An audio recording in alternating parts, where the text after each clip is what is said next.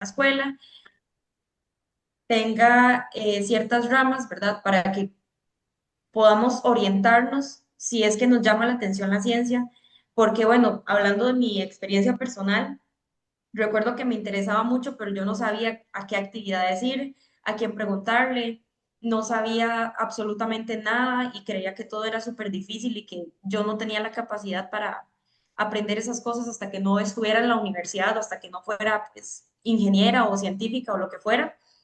Sin embargo, no es así. Entonces, bueno, nosotros lo que intentamos hacer es llevar todo ese conocimiento a chicos de cole y de escuela y bueno, enseñarles que nosotros estamos pues abiertas a ayudarles, a apoyarlos y que cualquiera puede hacer ciencia, especialmente cohetería, en este caso, si se lo propone. Y bueno, más que todo nos gusta ir a coles a dar charlas. Hemos hecho giras a Turrialba, a Puriscal, a Heredia y bueno, las actividades han sido bastante exitosas. Hemos contado con voluntarios que nos han apoyado bastante y bueno, pues tanto nosotros como los voluntarios sentimos que hemos tenido mucho crecimiento personal a partir de eso y bueno, también obviamente hemos disfrutado bastante con los chicos y chicas que nos acompañan. Bueno, eso es más que todo lo que hacemos. Tenemos en mente otros proyectos, pero así de manera general es eso. Bueno, ahora, bueno, como ya mencionaban en la introducción, Lau y yo somos las encargadas de este proyecto, somos las fundadoras. Y bueno, aquí está una breve presentación de mi persona. Creo que ya lo estuvieron ahí comentando en la introducción, pero bueno, yo soy estudiante de ingeniería mecánica, estoy aproximadamente en el tercer año, según el plan de estudios. Estoy certificada en cohetería de alta potencia en los niveles uno y 2. Más adelante hablaremos de eso. Bueno, fui parte por mucho tiempo del grupo de ingeniería aeroespacial, que me enseñó bastante y aprendí muchas cosas ahí. Estuve también en diferentes proyectos de investigación y bueno, ahí contribuí con artículos científicos. Fui parte de la edición 17 de Mente, de Ideas en Acción, que siento que bueno, es un programa bastante enriquecedor. También fui parte del programa Women in the Sky, que este fue por una beca del Gobierno de México en Querétaro. Y bueno, también fui el año pasado, estuve contribuyendo un poco con la Asociación Costarricense de Cohetería. Bueno, Lau. ¿Me escuchan bien? Sí. Bueno, espero que sí. Bueno, ya como lo mencionaron por ahí, mi nombre es Laura Montes. Ya Feli les dio una idea más o menos de qué es lo que hago. Estudio ingeniería mecánica en la Universidad de Costa Rica como CAMI. Soy parte del proyecto Starbury Rocketry, pero eso fue se hizo una fusión con Nova Stelae, entonces eso es una subsección de Nova Stelae ahora. Soy egresada del Colegio Científico de San Vito, fui parte de la primera generación de este cole. Em, Tuve la oportunidad de ser parte del National Young Science Camp. Eso es un campamento que se da en West Virginia, Estados Unidos. Como CAMI también fui parte, y bueno, y aún soy parte del grupo de ingeniería aeroespacial de la UCR. En este grupo manejo la coordinación de propulsión y actualmente estamos trabajando ahí diferentes proyectos relacionados a motores y cosas de este tipo. También fui parte de Women in Engineering en la U, que es un grupo que lo que hace es promover la participación de mujeres en el área de ingeniería. Y bueno, también otras cosillas como el Hydro Challenge, una competencia de cohetes, ARLIS. Y como Akami, también estoy certificada en cohetería de alta potencia, nivel uno y nivel 2. Me certifiqué el año pasado, entonces es bastante reciente. ¿Podemos pasar?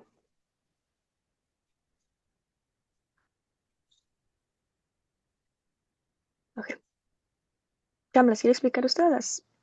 Puedo explicar. Si quiere, dele, Lau. Ok, bueno, ok. Para iniciar con esto, bueno, vamos a empezar poco a poco porque no queremos, la idea de este tipo de charlas que nosotros intentamos hacer es como traducirlo en palabras sencillas. Entonces la idea es que si tienen preguntas, nos interrumpan en cualquier momento y si no las escriben por el chat, ahí en algún momento les respondemos. Primero, ¿qué es un cohete? ¿Para qué sirven? Bueno. un cohete es todo vehículo que obtenga su empuje mediante una explosión de masa en la dirección contraria a su movimiento. Estos cohetes pueden ser de diferentes tipos. Más adelante vamos a hablar cuáles son los diferentes tipos de cohetes que existen, como los que podemos ver que lanzan esas grandes empresas como SpaceX, Blue Origin, NASA, etcétera. Pero también un cohete puede ser pequeños, pueden ser amateurs, como los que usualmente lanzamos nosotras, pueden ser de agua, etcétera. Hay muchísimos tipos de cohetes. Simplemente van descritos en este concepto de que es un vehículo que obtiene su empuje mediante una explosión. Listo.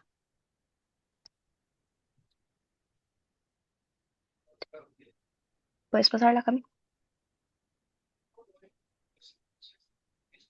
Bueno, y para contarles un poquito sobre los componentes de un cohete, ¿verdad? Obviamente, no todos los cohetes son así como el de la imagen. Hay cohetes que tienen varias etapas, que tienen varias modificaciones, pero bueno, esta es como la imagen general para que podamos hacernos una idea. Bueno, básicamente tenemos algunas de las partes que son siempre vitales, ¿verdad? Por ejemplo, tenemos el fuselaje, que es el tubo, ¿verdad? Que compone pues, el cuerpo del cohete. Eh, Dentro de él van otros componentes, por ejemplo, adentro va el motor, que bueno, más adelante Lau les va a hablar sobre eso. Tenemos el motor mount, que es, por decirlo así, la encargada de sostener al motor. Tenemos, por ejemplo, las aletas, que son muy importantes, más adelante vamos a hablar sobre eso. Tenemos el paracaídas, tenemos el nose cone, que bueno, hay de muchas formas, pero la más popular de todas es la ojiva, ¿verdad? Es súper importante por el tema de aerodinámica y así. Y bueno, también, por ejemplo, tenemos esta que dice launch log, que ese tiene como propósito servir para que el cohete se pueda adherir a la lanzadera. Y bueno, como se imaginarán, la lanzadera es la encargada de guiar al cohete al inicio de su trayectoria para que tenga una trayectoria lo más uniforme posible. Y bueno, tenemos muchas otras piezas, ¿verdad?, que lo componen, pero yo creo que a rasgos generales es eso. Como les digo, más adelante les vamos a hablar de algunas de estas partes que son muy importantes con mayor detalle. Y bueno, qué lástima que no estamos aquí presencial para poder enseñarles uno y, ¿verdad?, y desarmarlo y hablar más sobre eso, pero bueno, ahí pueden guiarse con la imagen.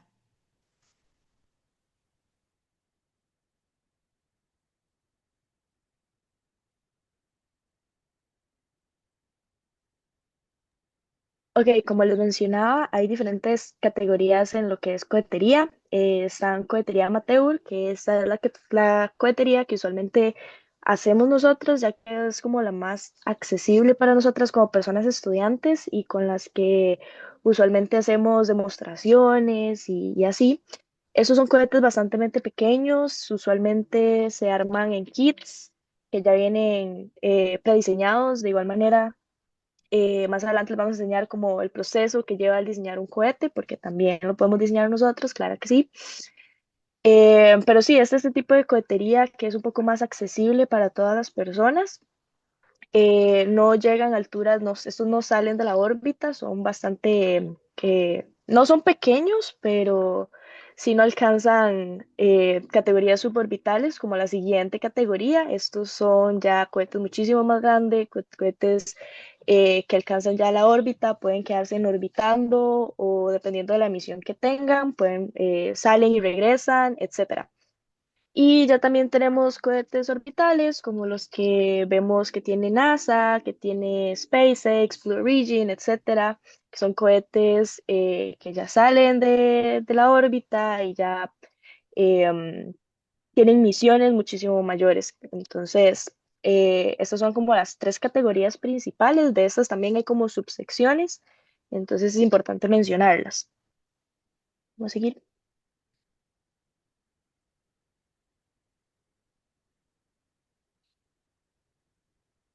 Bueno, hablando sobre las etapas de los vuelos, bueno, en realidad esta diapositiva resume todo el proceso de hacer un cohete, ¿verdad? No las etapas del vuelo como tal, ¿verdad? Eso está más en la imagen.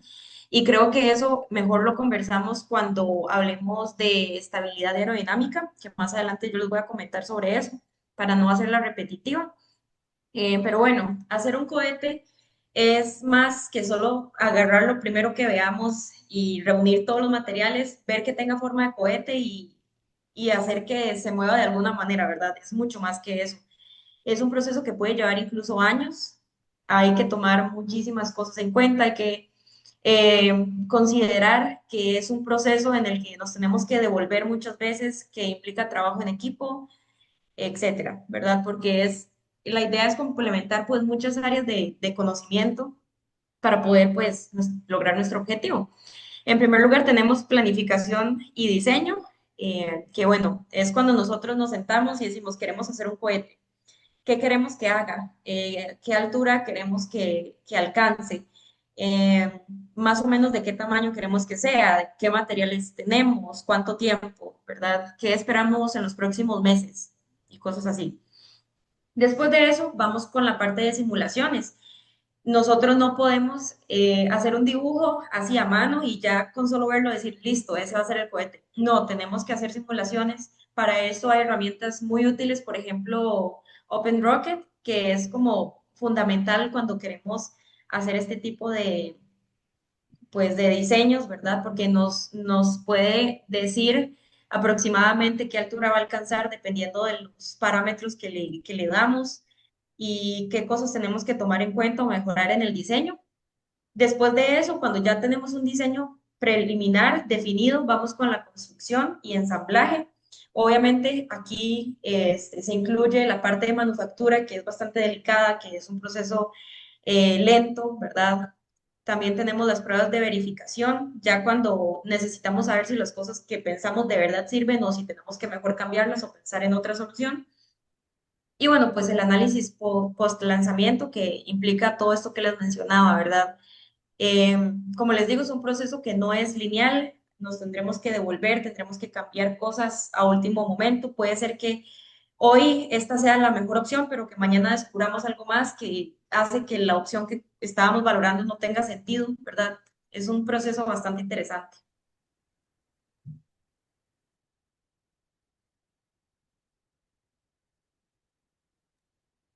Ok, bueno, y para hablarle un poquito sobre qué son las certificaciones y qué significan, a nosotros nos gusta resumir las certificaciones como la licencia para volar cohetes.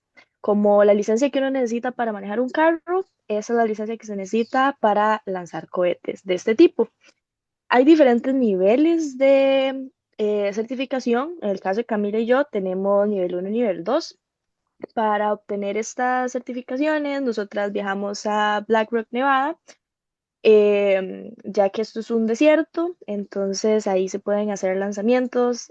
Para hacer un lanzamiento tiene que ser zonas seguras, zonas con muchísimo espacio. Entonces acá en Costa Rica es un poco complicado porque aunque sí tenemos espacio, hay muchísima naturaleza, entonces no se pueden hacer lanzamientos en cualquier lugar, por lo que se opta por ir allá y hacer las certificaciones allá. Tenemos nivel uno que para obtener este nivel solamente se necesita diseñar y lanzar y recuperar un cohete utilizando motores que tengan un impulso H o I. Más adelante les vamos a explicar qué significan esas letras.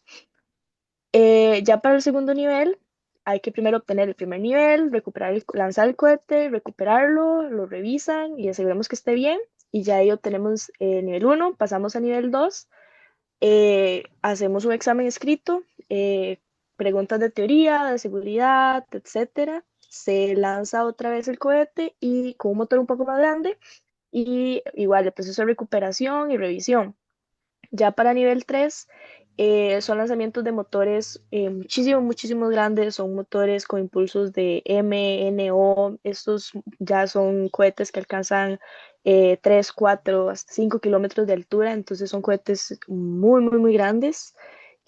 Actualmente creo que no hay ninguna persona todavía certificada en Costa Rica en nivel 3, entonces sí es un proceso como un poquito más complicado, pero igual no es imposible, ¿verdad? Siguiente.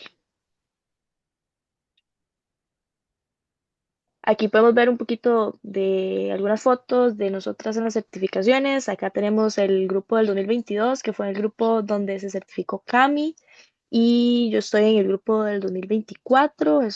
Fuimos los que nos fuimos a certificar en esas fechas por allá.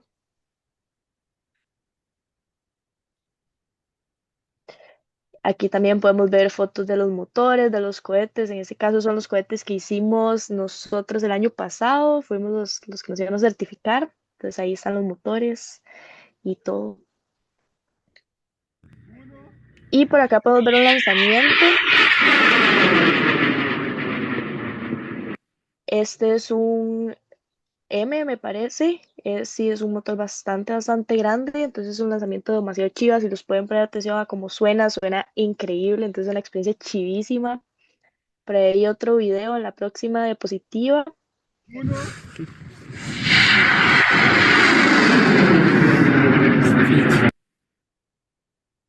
Y ahí pueden ver en el video de la derecha donde llevamos el cohete al hombro. Pueden ver que es un cohete muy grande. Ese es un cohete tipo Arlis, entonces es bastante grande. Podemos pasar. Y bueno, ahora sí, para entrar un poquito más en materia de los cohetes como tal, vamos a hablar un poquito de propulsión, muy importante. Un cohete, como ya lo mencionamos, es todo vehículo que obtiene su empuje mediante la expulsión de masa en dirección contraria a su movimiento. ¿Esto a qué nos trae? A las leyes de Newton, acción-reacción. Necesitamos expulsar materia para poder generar movimiento hacia otro lado. Eso es lo que buscamos con propulsión. ¿Cómo lo hacemos? ¿Podemos pasar, Cami?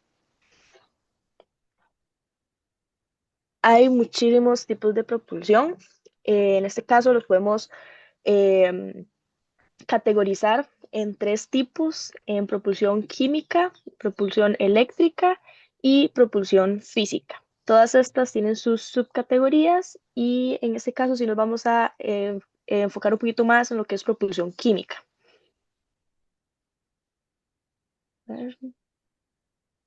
Ok, más adelante les voy a explicar un poquito de cómo funciona todo esto, pero tenemos varios tipos de motores sólidos. En este caso me voy a enfocar en motores sólidos porque motores líquidos es otro mundo completamente diferente y nos podríamos pasar todo el día hablando de motores de propulsión líquida. Entonces vamos a enfocarnos en motores de propulsión sólida, que es los que nosotros usualmente trabajamos. Hay dos tipos. En este caso tenemos primero el end burner, como lo dice su nombre, es como que quema del final al inicio. Y tenemos los core burner, que es que queman desde el core, desde el centro, eh, hacia los lados. ¿De qué nos sirve estos tipos de quemados? Ok, nos sirve dependiendo de la misión que nosotros tengamos. Como lo mencionó Cami, uno no puede llegar y hacer un cohete y solo hacerlo porque sí, sin pensar en cuál es la misión que nosotros tenemos, cuál es el propósito de este cohete. Por ejemplo, los end burners son de quemado un poco más lento, pero su duración es mayor. Y los core burners son de quemado muchísimo más rápido porque al quemarse en el centro, él quema desde el centro hacia los lados. Entonces es el doble del rápido que un end burner. Entonces esto nos va a asegurar un quemado muchísimo más rápido, pero menos tiempo de vuelo. Entonces ahí es donde todos esos pequeños detalles se empiezan a sumar en qué es el diseño que nosotros buscamos tener de nuestro cohete. ¿Podemos pasar? Aquí tenemos un video de más o menos cómo es el quemado de un motor de propulsión sólida. Podemos ver que son diferentes como granos. Eso es un core burner. Ahí se puede ver que se quema del centro hacia los laditos. Y es un motor muy grande porque tiene 1, 2, 3, 4, como 5 granos. Entonces es un motor bastante grande. Dejámoslo una vez más y lo podemos pasar. Ujú. Y aquí tenemos un video de una prueba de motores que hemos hecho en la U. Esto es una prueba estática. Esto era un end burner también, entonces vemos que quema relativamente rápido, es un motor bastante pequeño y ya les vamos a hablar de las clasificaciones de los diferentes motores. Vamos a pasar.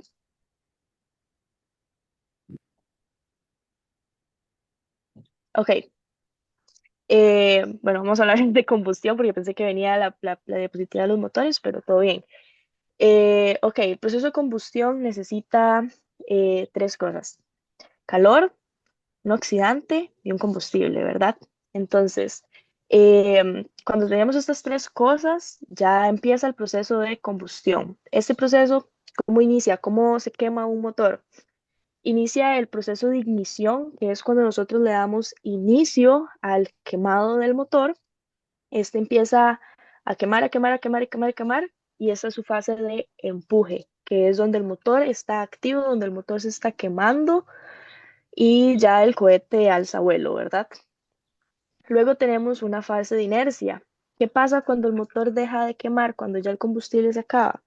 El cohete no se va a detener, ¿verdad? Así de un pronto a otro y se va a quedar estático en medio del cielo, pues no, queda una parte, una fase de inercia donde él todavía lleva un impulso, entonces él sigue volando, ya sin energía del motor, solo con la energía que le quedó.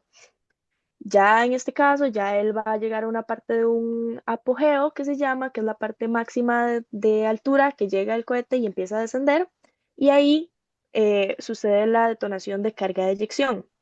Eso es una pequeña carga de pólvora que suelen tener los cohetes para poder liberar los paracaídas. Entonces, cuando él llega a esta etapa de altura máxima, procede a detonar su carga de eyección, libera su paracaídas y empieza el proceso de recuperación, que es donde ya el paracaídas se liberó y nosotros recuperamos nuestro cohete.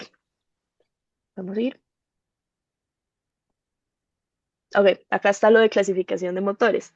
Hace un rato les estaba hablando como de que para las certificaciones, motor H, motor I, no sé qué, ¿verdad? Ok, acá tenemos una tablita donde explicamos esto.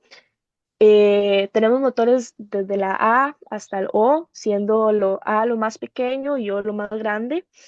Los motores de cohetes que van desde la A hasta la G son motores que no necesita usted una certificación para hacerlo, son motores de modelo.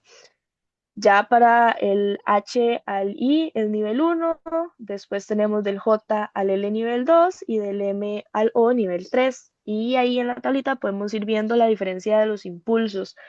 De hecho, algo muy interesante es que se puede ver que después de cada letra, digamos, se duplica. Entonces, tenemos B, clasificación del motor nivel B, va de 2.5 a 5. Entonces, C va de 5 a 10. D va de 10 a 20 y así sucesivamente hasta llegar a los O, que son de 20.480 a 40.960. O sea, la diferencia es inmensa. Podemos seguir. Y también tenemos motores comerciales. Esto es más o menos como para darles una guía de cuando vean un motor de un cohete, entiendan más o menos qué les están hablando. Todos los motores comerciales van denominados por estas siglas, donde cada sigla tiene un significado. En este caso tenemos un G80 13T. Y esto lo que significa G es el impulso que tiene. El impulso es todas las letritas que les enseñé en la tablita anterior. Ahí está designado, puede ser A, B, C, D, lo que sea. Luego tenemos el siguiente número, es un empuje promedio. El siguiente número es un tiempo de delay. Y la última letra es una designación del fabricante. Esto ya depende de la casa comercial al que le que estemos comprando un motor. Vamos a seguir. Listo. Bueno, ya la U les habló sobre propulsión, que siento yo que junto con estabilidad y aerodinámica son las dos ramas más, pues, más importantes, ¿verdad? No estoy diciendo que hay otras que no lo sean, todas son vitales. Sin embargo, siento que si queremos aprender sobre cohetería, estas dos, pues, son las primeras que tenemos que aprender, ¿verdad? Yo les voy a estar contando un poquito sobre estabilidad y aerodinámica. Bueno, primero que todo, ¿qué significa que un cohete sea estable? No sé si les ha pasado que están, no sé, organizando todo para una fiesta de cumpleaños y están armando los globos y todo, inflándolos, y de la nada se les soltó uno de la mano y ven cómo se va volando y da un montón de vueltas hasta que se queda sin aire y se cae. Bueno, básicamente así se ve un cohete que es inestable. Y pues imagínense, si el globo nos asusta normalmente porque no sabemos para dónde va a ir y todo, imagínense un cohete, es ultra peligroso, ¿verdad? Que un cohete sea estable significa que su trayectoria sea recta y predecible, que sea capaz de resistir a perturbaciones como por ejemplo el viento, porque obviamente cuando nosotros hacemos un lanzamiento, no lo vamos a hacer en un sistema o en un entorno totalmente controlado, ¿verdad? Es imposible. Y bueno, también que tenga la capacidad de mantener su curso previsto. ¿A qué nos referimos? A que cuando el cohete sienta, pues por ejemplo, al viento, que tenga la capacidad de corregirse en lugar de más bien dejarse llevar por eso y afectarse más. Y bueno, ahí en las imágenes podemos ver la comparación de las trayectorias. Bueno, para entender, ¿verdad? El funcionamiento del cohete en general y todo, siento que es vital también que tengamos presentes a las fuerzas que actúan sobre un cohete durante todas las etapas de su trayectoria, que son cuatro y son bastante importantes. En primer lugar, tenemos el peso, que bueno, o me imagino que todos tienen claro qué es, ¿verdad? Es la fuerza gravitacional que actúa sobre el cohete y esta fuerza se va a mantener constante durante toda la trayectoria, obviamente.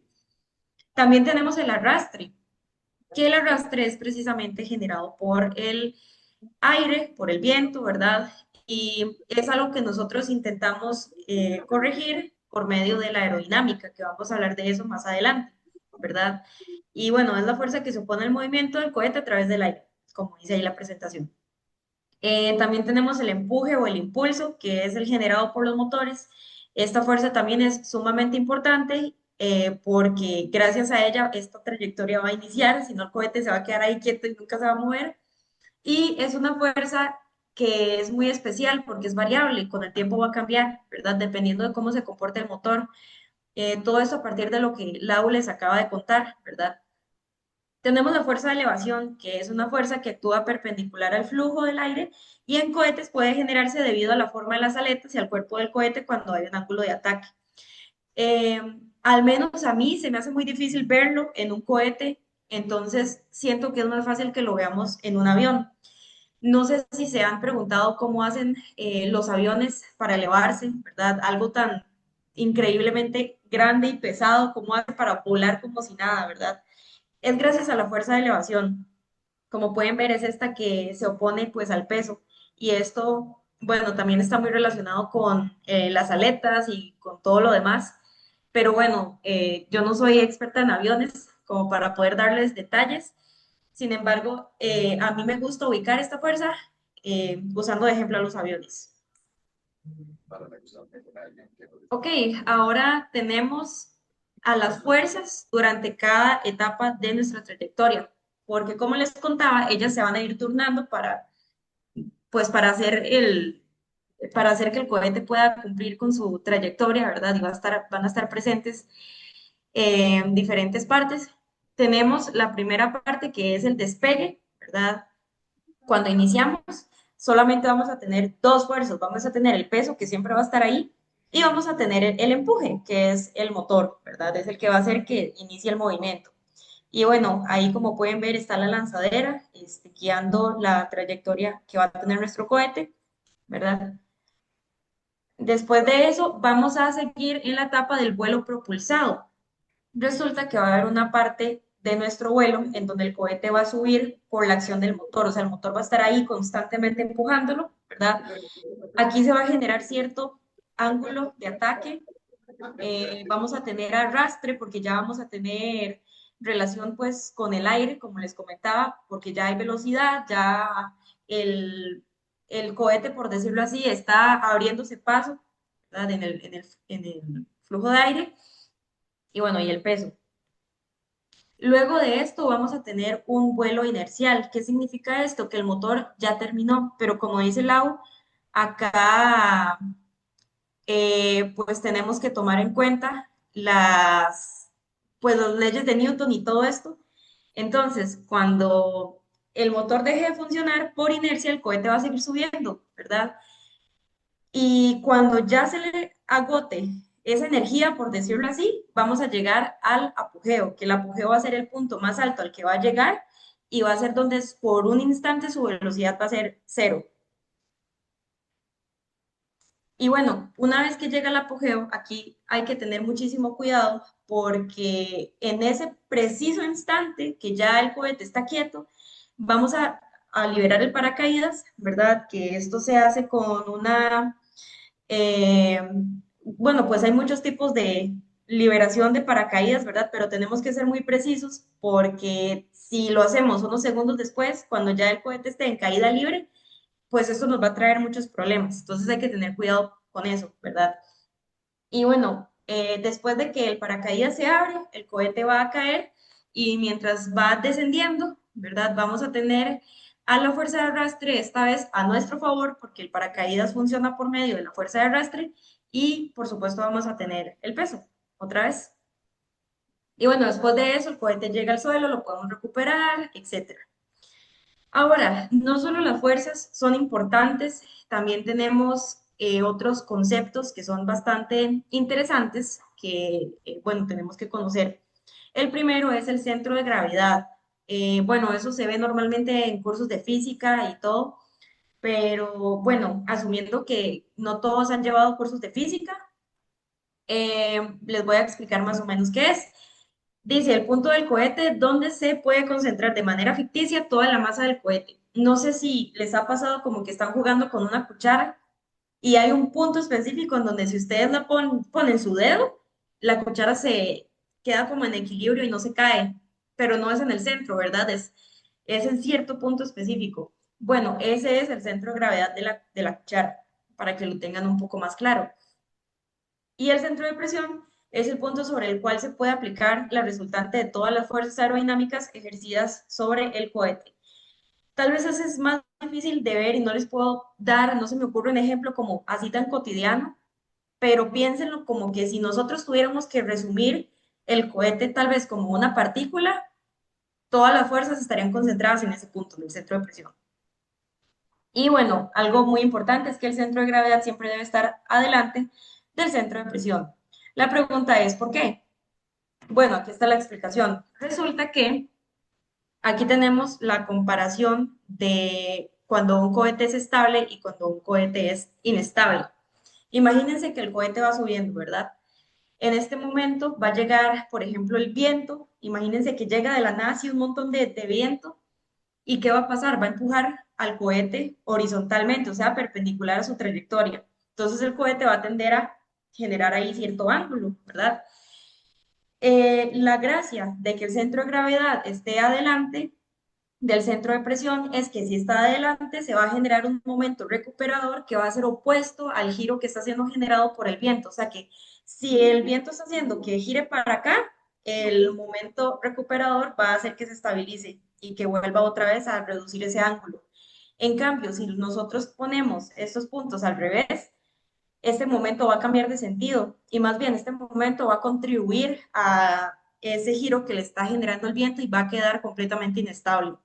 Entonces, bueno, ya esa es la razón de por qué es tan importante que consideremos ese tipo de cosas. Ahora, tenemos los movimientos de un cohete. Creo que esto, obviamente, como estamos virtual, no se los puedo enseñar con tanto detalle, pero creo que, bueno, ahí pueden ver los diferentes tipos de giro que tiene el cohete, pero creo que lo más importante que me gustaría que se lleven de esta diapositiva es que tengan claro de que el cohete cuando se está moviendo no solamente se está moviendo pues linealmente, sino que también mientras hace esto, él está rotando, él está dando vueltas. Esa rotación le ayuda a ser estable. Sin embargo, ¿qué pasa si, por ejemplo, nuestra misión es grabar o tomarle una foto a la curvatura de la Tierra, ¿verdad? Imagínense, le ponemos una cámara al fuselaje y cuando llegamos todo fue exitoso, recuperamos el cohete, pero cuando vemos el video estaba dando vueltas y se ve feísimo y no salió nada en la imagen. Entonces, por eso es importante que lo sepamos, ¿verdad? Porque obviamente hay que encontrar soluciones y bueno, ya mucha gente lo ha hecho, por ejemplo, incluso NASA o SpaceX, podemos verlo siempre, ¿verdad? Algunas de las soluciones son aletas, toberas móviles, motores de Vernier o sistemas de reacción. Aquí, por ejemplo, es muy importante la parte de electrónica, de telemetría y todo esto. Es lo que les decía, todas las áreas de conocimiento se complementan y terminan así, básicamente.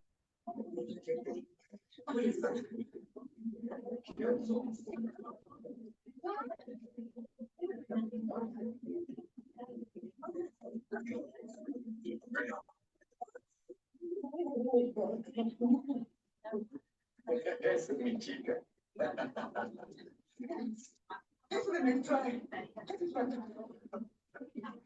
Sí, comprendo. Vamos a esperar un toquecito porque, exacto, a mí, ya estás ahí. Hola, Sí, ¿me escuchan? sí, Perdón, se me fue el internet. Voy a ver para compartirles otra vez. Ahí pueden ver la presentación otra vez. sí, ahora sí. El agua, ¿en dónde había quedado? Había terminado la diapositiva anterior. Esa, me imagino.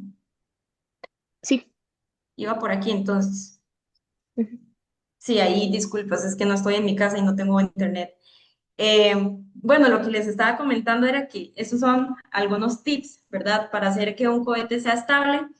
Se los dejo por acá porque sé que muchos de ustedes eventualmente van a querer hacer un diseño o algo así y no es lo mismo que yo se los cuente a que ustedes ya estén sentados haciendo un diseño y que no sepan qué hacer para mover el centro de presión para atrás o una cosa así, ¿verdad?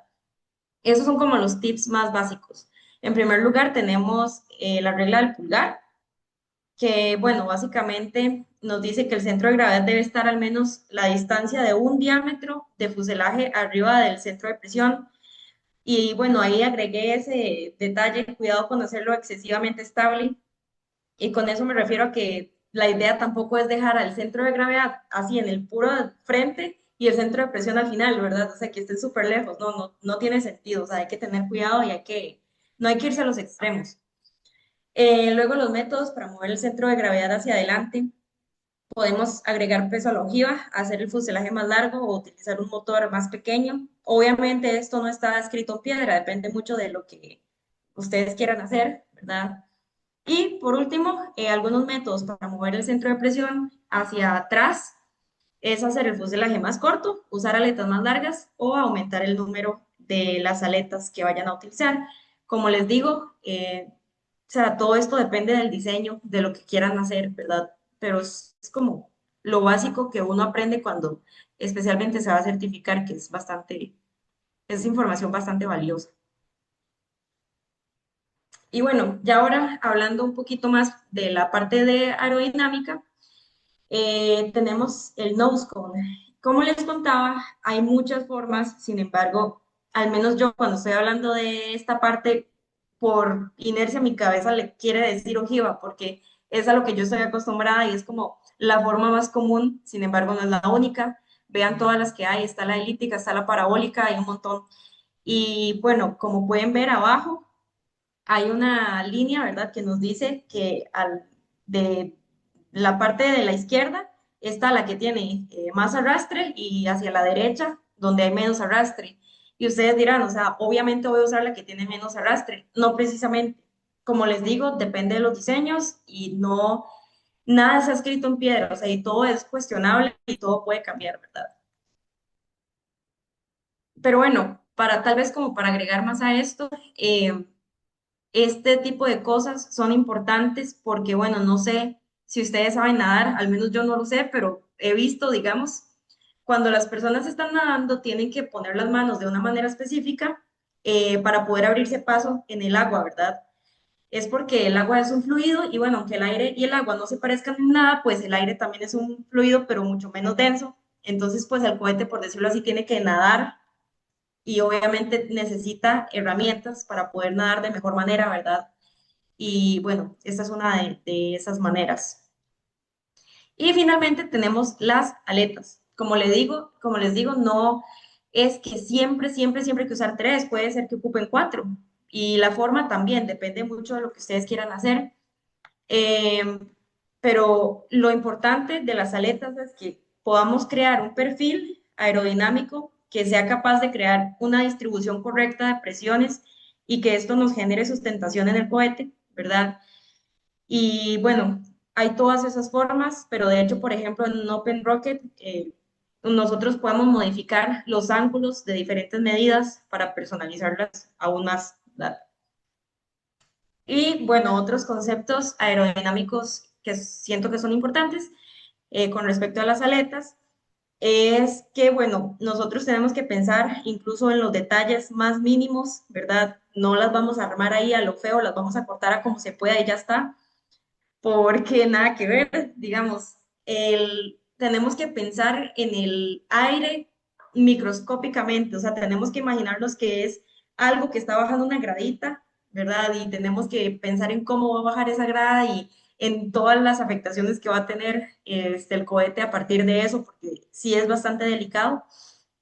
Vean, tenemos por ejemplo el fairing, que es un borde que se hace entre la aleta y el fuselaje. Normalmente ese borde se hace con fibra de vidrio cuando estamos reforzando las aletas, pero bueno, estoy hablando de los cohetes que usamos, por ejemplo, en la certificación, hay muchas maneras diferentes.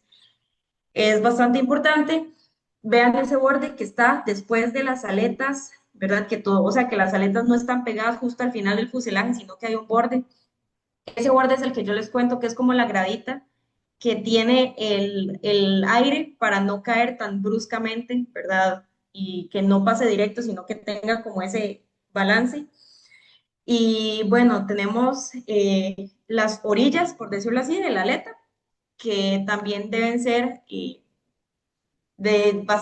diseñadas con bastante cuidado porque pues de eso depende, ¿verdad? La de adelante va a recibir el aire y tiene que recibirlo de la mejor manera y la de atrás va a darle pues la salida, ¿verdad? Entonces, dependiendo de cómo salga, puede hacer que el cohete tenga ciertas vibraciones que no queremos, entonces, bueno, pues hay que tomarlo en cuenta. Y bueno, tal vez para ir ya terminando, ya nos estamos quedando sin tiempo. Ya no nos da tiempo de hacerles una demostración de Open Rocket, pero bueno, aquí les dejamos la información.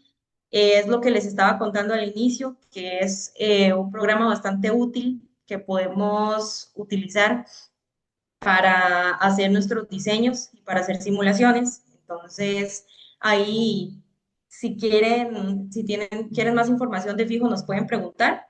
Acá les dejo como el enlace para descargarlo y todo. Y bueno, finalmente, a Lau y a mí siempre nos gusta darles algunas recomendaciones porque consideramos que de nada sirve venir y contarles sobre un montón de teorías y no les vamos a dar otros consejos que también son bastante importantes. Y bueno, esos especialmente si están empezando en esta área, ¿verdad? En primer lugar, es muy importante unirse a grupos para aprender y hacer networking.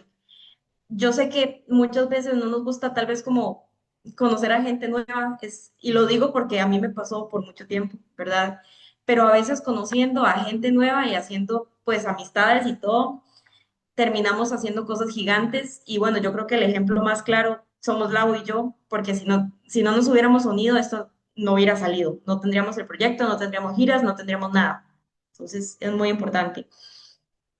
Investigar y experimentar, obviamente con las medidas de seguridad adecuadas, tal vez a alguno de ustedes les llamó la atención propulsión, eso está súper bien, pero hay que tener cuidado porque son cosas peligrosas que nos pueden matar, que nos pueden dejar sin una mano, ¿verdad? Entonces, cuidado. Hay que tener mucha organización y disciplina, también perseverancia y esfuerzo. Esto no es fácil y cuando juntamos esto con llevar cursos de universidad, bueno, cosas de cole, se vuelve bastante complicado, entonces hay que intentar organizarse, ¿verdad? Y hacer un equilibrio. Hay que hacer bueno, pues hay que hacer un manejo adecuado de la presión y también aprender a disfrutar el proceso. Al menos a mí me ha pasado que llega un punto en el que me saturo tanto que ya no lo disfruto y es algo que me encanta. Entonces, pues, cuando yo veo eso, significa que tengo que parar y darme un respiro porque algo no anda bien, ¿verdad? Hay que tener cuidado con eso. No tener miedo a formar parte de proyectos o dar ideas. Eh, Quiero que sepan que no importa si están en el cole, si estudian algo que no tenga que ver con ingeniería o ciencia, sus ideas son válidas y van a ser muy importantes y necesarias, así que nunca se detengan por eso, porque es bastante importante. Y bueno, compartir el conocimiento obtenido con otras personas interesadas en el tema. Eh, Siento que de nada sirve que nosotros aprendamos algo o que logremos algo si no se lo vamos a compartir a los demás, ¿verdad? Eso es algo que siempre nos gusta decir. Y esa es una de las bases principales de nuestro proyecto. Si nosotras tuvimos oportunidades y todo, no les venimos a contar para que vean que lo hicimos, les venimos a contar para que vean que ustedes también pueden. Entonces, para que lo tengan en cuenta. Y bueno, por acá les dejamos nuestro contacto. Eh, Creo que el espacio era de 1 hora, entonces me gustaría como que estos 6 minutos que quedan sean como para preguntas o comentarios, o si no, igual ahí nos pueden contactar.